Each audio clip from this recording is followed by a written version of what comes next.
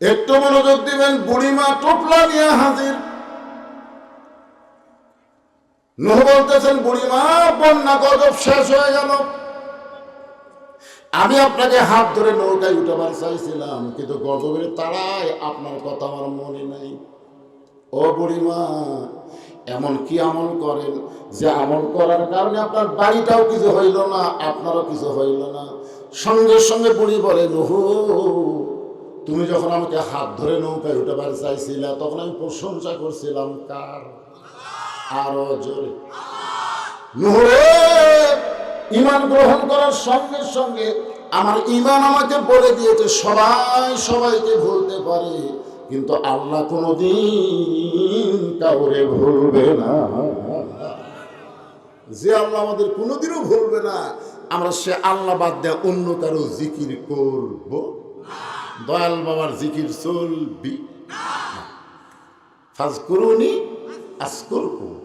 আমরা জিকির করে আল্লাহ, আল্লাহ জিকির করে আমাদের। এই জিকির মানে হলো স্মরণ করা। সর্ব অবস্থায় একমাত্র স্মরণ করতে হবে কাকে? আল্লাহ।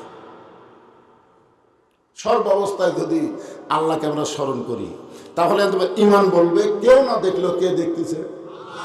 এখন আসর নামাজ পড়ে জমিত গেছে ধান দেখবে, যে দেখো ওপর জমিত পানি চলমল করতেছে, নিচে জমিত পানি নেই।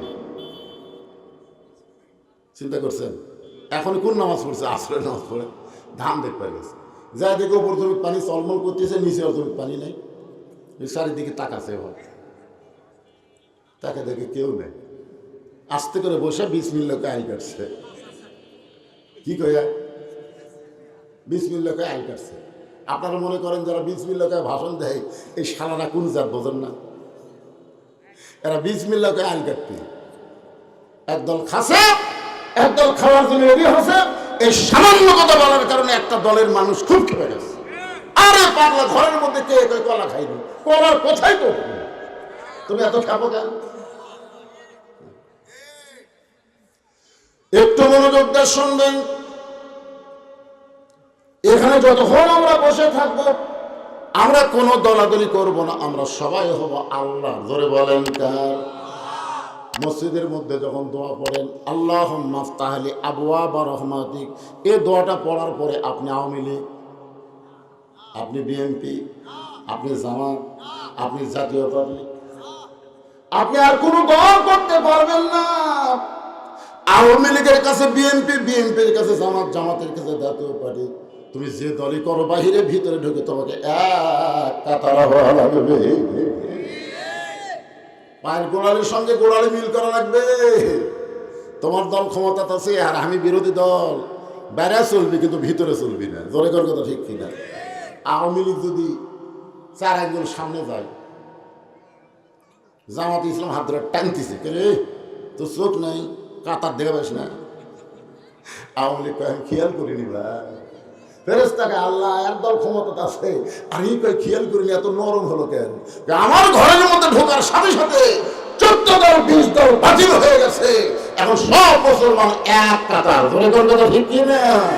এই সামিয়ানার ভিতরে যখন ঢুকছে, তখন 14 দল 20 দল চলবে না। এই মুহূর্তে আমাদেরকে এক দল হওয়া লাগবে। কার দল?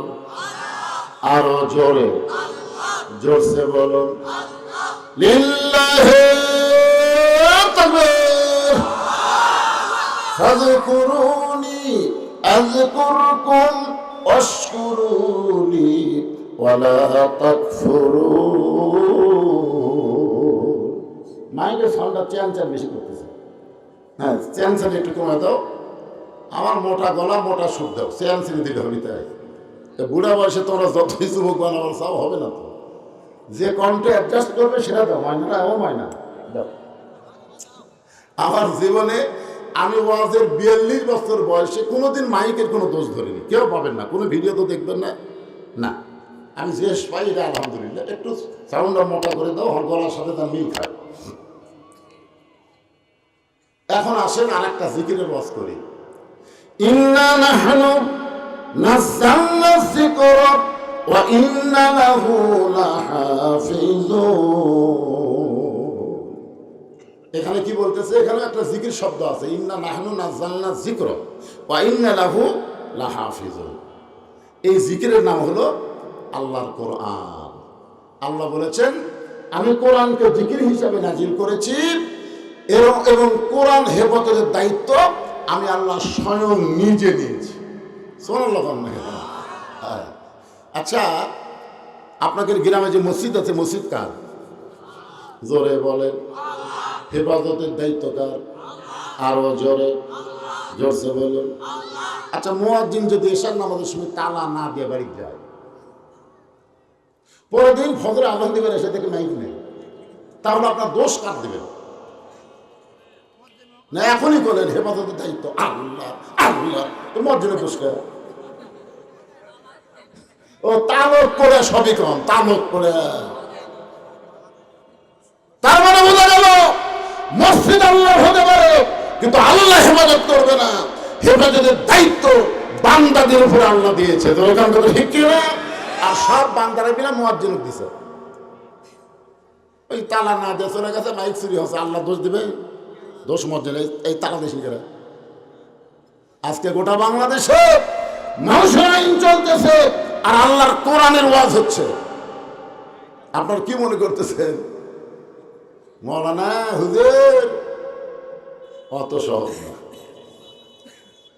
ইন্না নাহনু নাযালনা যিকরা ওয়া ইন্না লাহু লাহাফিজুন।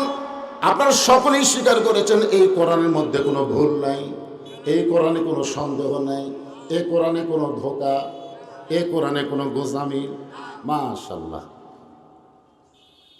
সেই কোরআন দিয়ে যদি আমাদের বাংলাদেশ চলে মনে করেন, তাহলে দেশটা কেমন হবে?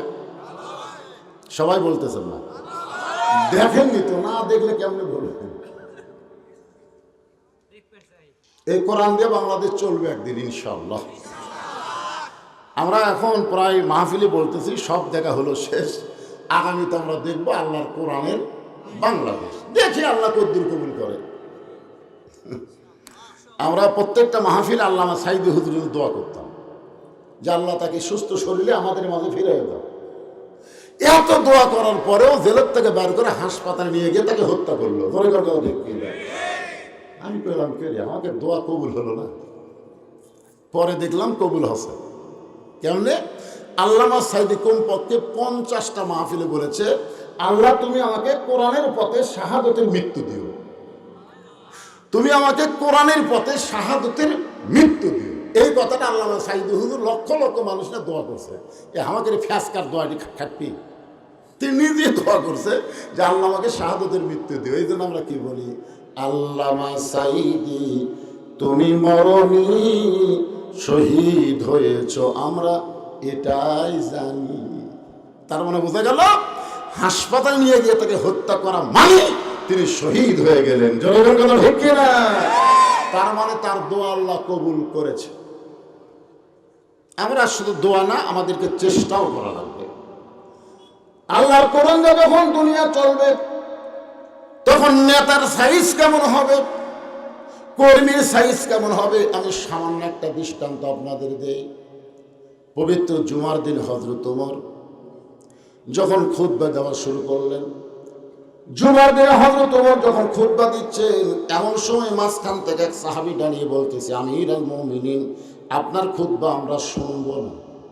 বলতে পারতো কি আপনার খুতবা আমি শুনবো না, এ কথা বলেনি, বলেছে আমরা শুনবো না। তো একজন লোক যখন এ কথা বলেছে, ওমর ফারুক সবার দিকে তাকায় আছে, দেখি ওর কথার কেউ প্রতিবাদ করে কিনা। ওমর ফারুক দেখলেন হাজার হাজার সাহাবী একজনও প্রতিবাদ করতেছে না, সবাই মাথা নিচু করে আছে। তার মানে বোঝা গেল ইমাম সাহেব যদি 4 রাকাত নামাজে 3 রাকাতে বসে, সবাইকে লোকমা দেওয়া লাগবে না, একজন লোকমা দিলেই ইমামকে লোকমা গ্রহণ করা লাগবে। ধরে দরকার তো ঠিক কিনা? ইমাম যদি মনে করে আমি তাওরা পাস, টাইটেল পাস, এতদিন 4 রাকাত পড়াছি, আজকে 3 রাকাতই বসমো, 41 সালে লাগে উঠবো না, এই মনে করে যদি ইমাম বসাই থাকে, আপনারা বলেন তো মসজিদের মুসল্লি কার পক্ষে কাম করবে? ভ্যানালার পক্ষে না নেতার পক্ষে? ভ্যানালার পক্ষে কেন হবে? কারণ ভ্যানালা যেটা করছে এটা আল্লাহর আইন, ইমাম যেটা করছে এটা হলো শয়তানের আইন, স্বৈরাচার। হ্যাঁ, ওমর ফারুকের চোখটা দরদর করে পানি পড়তেছে। ভাইজান, আমার খুতবা না শোনার কারণ কি? বলে আপনার খুতবা না শোনার কারণ হলো আমাদেরকে খাটো পাঞ্জাবি দিয়ে আপনি লম্বা জুব্বা পরে খুতবা দিচ্ছেন। আমাদেরকে খাটো পাঞ্জাবি দিয়ে আপনি লম্বা জুব্বা কোথায় পাইলেন? এই লম্বা জুব্বার কাহিনী যতক্ষণ না বলবেন ততক্ষণ আপনার খুতবা আমরা শুনব। সমস্ত সাহাবী এরকম মাথা নিচু করে আছে। ওমর ফারুকের চেহারার দিকে কেউ তাকাচ্ছে না। এমন সময় 30 পারা কোরআনের হাফেজ, 6 লক্ষ হাদিসের হাফেজ, যুবকটার নাম হলো আব্দুল্লাহ ইবনে ওমর। দেখেন তো নেতার বেটা কিসের হাফেজ? কথা কয় না গে, কথা কন না কেন? কারণ আজকে আমাদের বাংলাদেশে মুসলমানরা শুনে বিশ্বাস করে না। আপনারা কি বিশ্বাস করেন খায়রুকুম মান তাআল্লামাল কুরআনা ওয়া আল্লামা? নবীর হাদিসকে আপনারা বিশ্বাস করেন? বুখারী শরীফের হাদিস বিশ্বাস করেন আপনারা? রাসূল বলেছেন ওই ব্যক্তির চাইতে দামি সম্মানী ব্যক্তি কেউ নাই যে কোরআন শিখেছে এবং অপরকে কোরআনের শিক্ষা দেয়। আর কথা হয় না। যদি এই কথা আপনারা বিশ্বাস করেন তাহলে প্রাইমারিতে সরকার বেতন দেয় আর হাফেজি মাদ্রাসা ভিক্ষা করে চলন লাগে। কারণ কি? আমরা শুনি ঠিকই, আমরা বিশ্বাস করি না। যার কারণে আজকে আমাদের এমন অধঃপতন হয়ে গেল। ওমর ফারুকের ছেলে 30 পারা কোরআনের হাফেজ, 6 লক্ষ হাদিসের হাফেজ। আমাদের হাসিনার বেটা কিসের হাফেজ? হাসিনার বেটা 1,500 কম পারে না, জানেন? 5,500। আমি গোটা ডিকশনারি খুঁজে 5,500 মানে প্রতি মাসে 2.5 কোটি টাকা বেতন নিয়েছে, জানেন? হাসিনার তথ্য উপদেষ্টা 2.5 কোটি টাকা খাসে রে, প্রতি মাসে খাসে। এটা তো বৈধ খাওয়া, বেতন খাওয়া। তার ছাড়াও 57,000 কোটি টাকা এক রূপপুর থেকে মেরে খাসে। আর চোখত্ব পানি নাই, সারা হাসিনার চোখত্ব পানি নাই, লাখত চিকেন দেখবেন টয়লেট। কি রে, আপনার কোনদিন দেখছেন ওর চোখত পানি?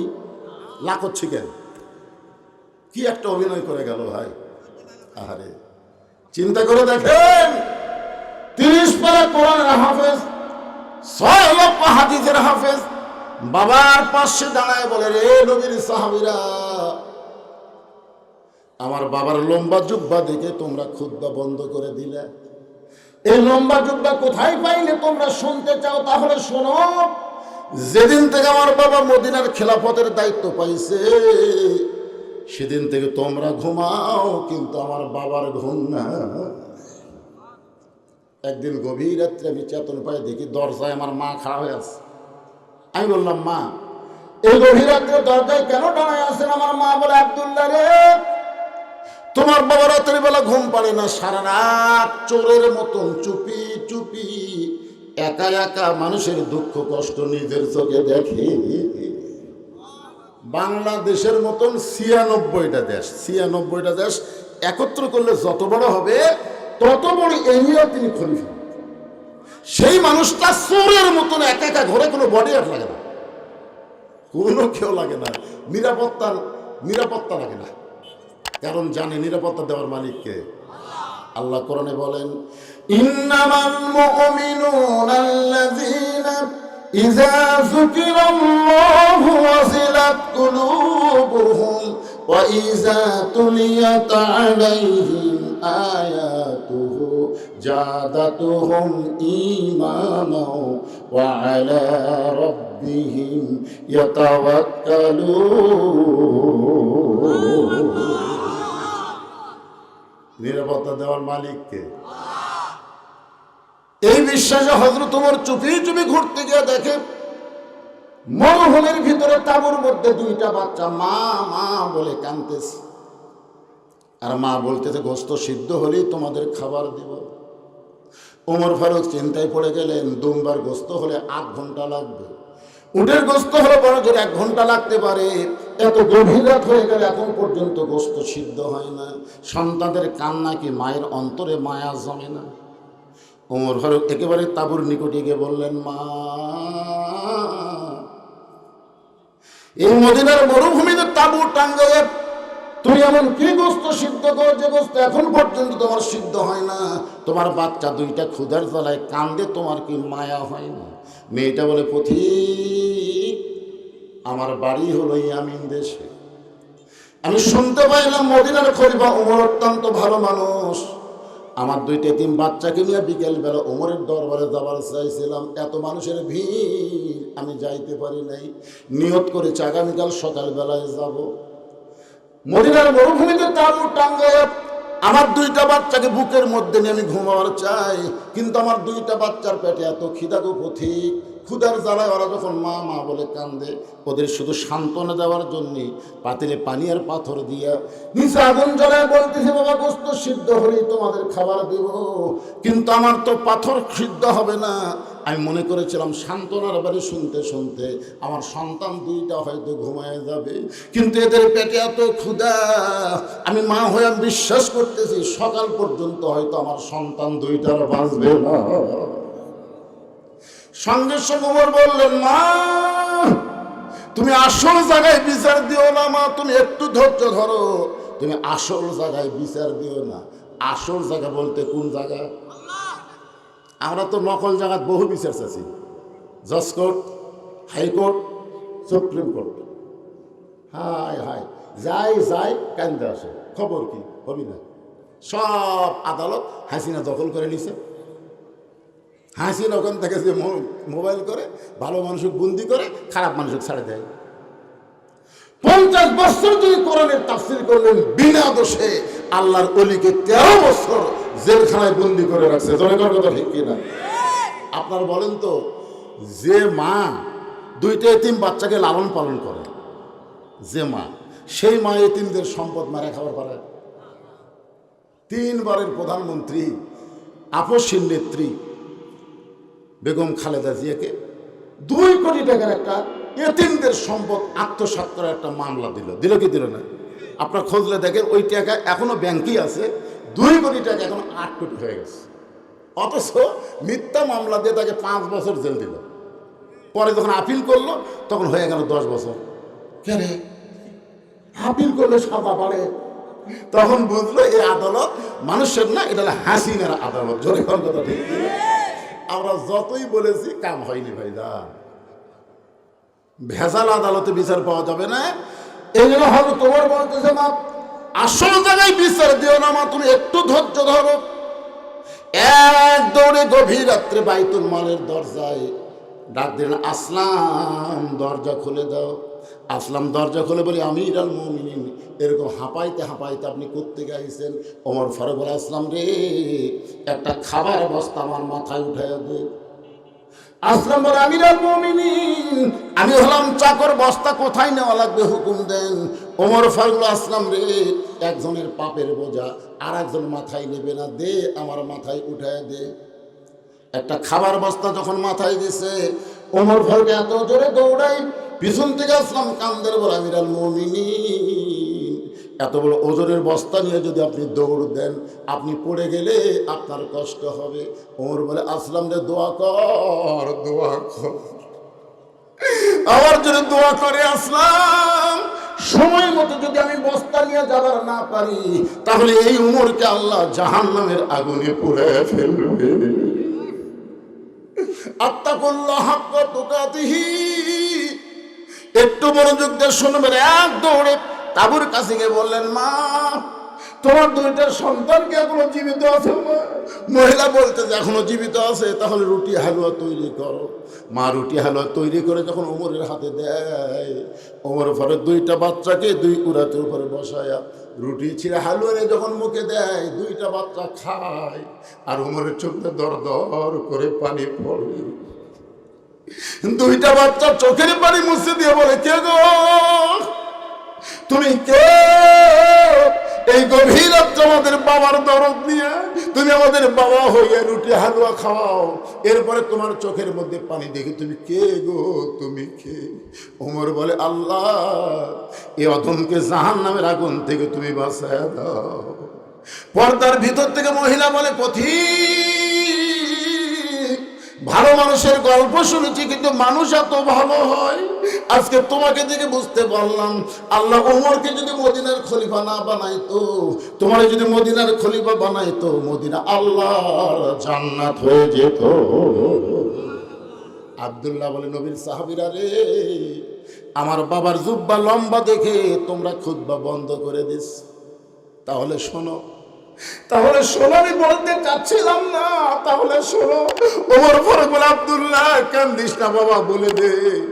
আব্দুল্লাহ বলতেছে, তাহলে শোনো, তোমরা সবাই যখন ঘুমাইয়াছিলে, আমার বাবা তখন ঘুমায়নি, গভীর রাত্রে আমার ঘরের দরজায় ডাক দেয়, আব্দুল্লাহ রে আব্দুল্লাহ। আমি আব্দুল্লাহ দরজা খুলে দেখি বাবার হাতে একটা পাঞ্জাবি। আমি খুশি হয়ে বললাম, বাবা বাইতুল মাল থেকে একটা পাঞ্জাবি দিল বাবা, আর একটা পাঞ্জাবি দিবার আইছেন। তাহলে নেতার বেটা হওয়ার মধ্যে লাভ আছে। নেতার বেটা হওয়ার মধ্যে কি আছে? একটা পাশে আর একটা দিবার আইছেন। সঙ্গে সঙ্গে হযরত ওমর কোরআন থেকে তেলাওয়াত করলেন, ইন্নাল্লাহা ইয়ামুরুকুম আন তুআদ্দুল আমানাতি ইলা আহলিহা ওয়া ইযা হাকামতুম বাইনান নাস আন তাহকুমু বিল আদল। জোরে বল আল্লাহু আকবার। আব্দুল্লাহ, তুই একটা পাঞ্জাবি পাইছিস, আমি আর একটা তোকে দিবার আইছি। আল্লাহর কোরআন যখন দুনিয়াতে চলবে, এরকম মনে করাই যায় না যে একটা পাইছিস আর একটা গভীর রাত্রে তোকে দিবার আইছি। কি মনে করতেছেন?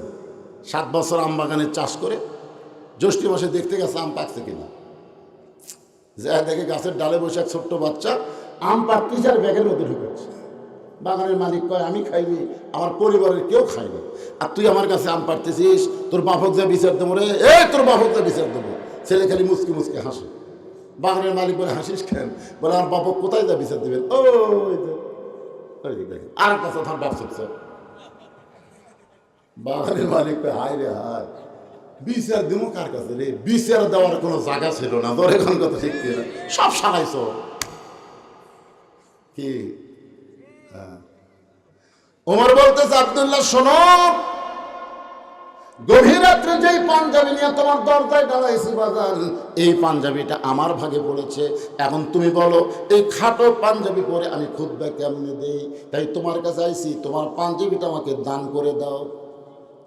আব্দুল্লাহ ভাই, আমি যে পাঞ্জাবি পাইছিলাম, ওই পাঞ্জাবিটা আমার বাবাকে দান করে দিয়া বাবার পিছনে পিছনে রওনা দিলাম। বাবা ঘরের মধ্যে ঢুকে দরজা বন্ধ করে দিয়া আমার পাঞ্জাবি তার পাঞ্জাবি একত্র করে বাবা একটা লম্বা জুব্বা পরে আজকে খুতবা দেয়। এখন বলো, বাবার খুতবা শোনা যায় কি না যায়? সমস্ত সাহাবীরা চিল্লায় বলে, আল্লাহর কোরআন দিয়ে তখন রাষ্ট্র চলবে, এমন ভালো মানুষকে নেতা হিসাবে পাওয়া যাবে। তাহলে আল্লাহর কোরআন দিয়ে যদি বাংলাদেশ চলে, নেতা কেমন হবে? খারাপ হবে? চিন্তা করে দেখেন, এই ওমর কিন্তু ভালো ছিল না ভাই। নবীকে হত্যা করার জন্য নাঙ্গা তরবারে হাতত নিয়েছিল, জনগণের কথা ঠিক কিনা? ওমর এত ভালো কেমনে হলো? শুধুমাত্র আল্লাহর কোরআনের পরশে। এই জন্য আল্লাহ বলেছেন, ইন্না নাহনু নাযালনা যিকরা ওয়া ইন্না লাহু লাহাফিজুন। সব কিছুর মধ্যে ভেজাল ঢুকলেও কোরআনের মধ্যে কোনো ভেজাল ঢুকবে না, কারণ কোরআন হেফাজতের দায়িত্ব কার? আরো জোরে বলেন, কোরআন হেফাজতের দায়িত্ব আল্লাহর। কেমন? সাহাবীরা নবীর কাছে জিজ্ঞেস করলেন, ইয়া রাসূলুল্লাহ, আল্লাহ যে কোরআন হেফাজতের দায়িত্ব নিল, এটা কিভাবে? আল্লাহ যে হেফাজতের দায়িত্ব নিল, এটা কিভাবে? সেটা আপনাকে আমি দেখাচ্ছি। এই পাগড়ি কুটি গেল ভাই, দেখেন আল্লাহ যে দায়িত্ব নিচ্ছে, একটা একটা দেখে আবার আলোচনা শুরু করতে দেখতে চান না? চিন্তা করে দেখেন, বাংলাদেশে এই কোরআন শরীফ যদি না থাকে, আপনারা বলেন তো নতুন করে আবার কোরআন লেখা যাবে না? কাদের কাছ থেকে? এই জামাতার পাগড়ি দেওয়া হচ্ছে। রাসূল বলেছেন, যে কোরআনের হাফেজ হবে সে শুধু একলা জান্নাতে যাবে না, 10 জন ব্যক্তি যাদের উপর জাহান্নাম ওয়াজিব হয়ে গেছে তাদেরকে সুপারিশ করে জান্নাতে নিয়ে যাওয়ার ক্ষমতা আল্লাহ একটা হাফেজকে দিবে। ধরেন সুবহানাল্লাহ। কোন তো কোনো এমপির এই ক্ষমতা আছে? কোনো মন্ত্রী, কোনো ডিসি, কোনো এসপি? তাহলে আপনারা কেন বুকে হাত দেখেন? আমাদের গ্রামে এসপি আছে রে, মুখ সামলা কথা বলিস। আমাদের গ্রামে এমপি আছে রে, কোনোদিন খবর পাচ্ছেন যে আমাদের গ্রামে 10টা হাফেজ আছে? খবর পাচ্ছেন? কর না কেন? আছে রে, আপনি খুঁজিলেন, নিজে খুঁজিলিছে। হুজুর জোরে গেলে দাওয়াত পাচ্ছে, আসতে গেলে কত পায় খাওয়া খাচ্ছে, 2 চোখকে হুজুর দেখবার পারেন না। আজ তাকায় দেখেন, এদের কারণে আল্লাহ কোরআনের হেফাজতের দায়িত্ব নিয়েছে। কারণ পৃথিবীর যত কিতাব আছে, কিতাব মুখস্থ করার মানুষ পাবেন না। আর কোরআন শব্দের অর্থ হলো বহুল পঠিত। এতবার আল্লাহর কোরআন মানুষ পড়ে, অন্য কোনো কিতাব অতবার পড়া হয় না। ধরে ধরে কথা ঠিক কিনা? এক কোরআন একদিনে যত মানুষ পড়ে, অন্য কিতাব সারা জীবনেও অত মানুষ পড়ে। এই কোরআন 30 পারা মুখস্থ করতে কতবার পড়া লাগছে? আপনারা দেখছেন কোরআন শরীফ আর কোরআন সামনে লাই একে কাছে করে দিন আসছেন আপনারা, 2-1 দিন আসা দেখবেন তো খালি কি ঝোঁকরে অজিলাত কুলুবুহুম সুবহানাল্লাহ বলেন। এই জন্য আপনাদের মাদ্রাসার একটা ফসল এর মাথার পাগড়ি দিয়েই প্রথমেই দিবস আছে। আমি বললাম না, প্রথম না, লোকজন যখন আসবে ওয়াজের মিডল পয়েন্টে, এখন ওয়াজের মিডল পয়েন্ট অন্য জায়গায় আজান দিচ্ছে বলে এখানে এশার নামাজ হবে না। এশার নামাজ যদি আজকে 8 ঘন্টা পরে হয়, সমস্যা আছে আপনাকে? হ্যাঁ, এই জন্য ওটা বসা নাই, ওটা বসা নাই, চাপে বসে থাকবেন। দাও বাবা, সামনে নিয়ে আসো। এখন যদি কেউ লড়ে, বুঝবেন ওই কোরআনের শত্রু। হাফেজ না দেখে তুমি যাচ্ছে কোন আখলে, এই কোরআন দেখার চাইতে